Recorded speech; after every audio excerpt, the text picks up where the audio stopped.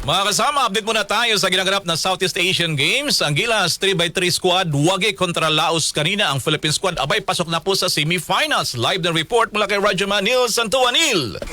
Nagtuloy-tuloy ang malilis na kartada ng Gilas Pilipinas 3x3 matapos nilang dominahin ang Lao sa score na 21-10 para kunin ang kanilang ikatlong sunod na panalo sa 33rd Southeast Asian Games ngayong Huwebes.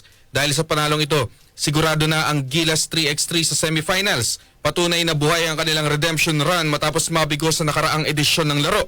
Sa kabila ng secured na semi-slot, hindi na bumitaw ang Nationals at nanatiling agresibo sa kanilang group finale na ipinapakita pa rin ng kanilang trademark physicality at ball movement. Samantala, nananatili namang undefeated ang Gilas 3x3 basketball team sa Group A sa pagpapatuloy ng 2025 SEA Games. Para sa ating Arimen Sports, Radyo Manuel Santua Tatak, Arimen!